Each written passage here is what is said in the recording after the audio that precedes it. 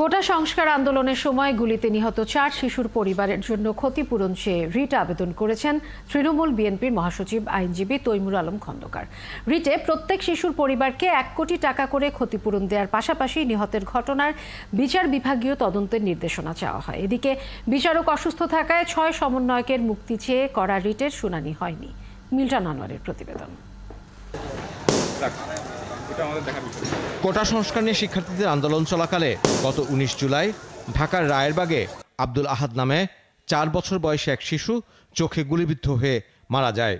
একই দিনে নারায়ণগঞ্জের নয়ামাটি এলাকায় বাসার ছাদে খেলতে গিয়ে 6 বছর বয়সী রিয়া গোপ মাথায় গুলিবিদ্ধ হয়ে মারা যায়। মিরপুর 14 নম্বর বাসার ভেতরে গুলিবিদ্ধ হয়ে মৃত্যু হয় 11 বছরের সাফকাত সামিরের। উত্তরার বাসার বারান্দায় দাঁড়িয়ে থাকা অবস্থায় গুলিতে প্রাণ হারান 15 বছর বয়সী নাইমা আক্তার। এসব মৃত্যুর বিচার বিভাগীয় তদন্ত ও ক্ষতিপূরণ চেয়ে বুধবার হাইকোর্টে রিট করেন তৃণমূল বিএনপির মহাসচিব তৈমুর আলম খন্দকার।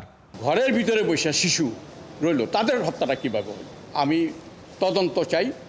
জুডিশিয়াল ইনকোয়ারি চাই, 3 সদস্য বিশিষ্ট একজন জুডিশিয়াল ইনকোয়ারি।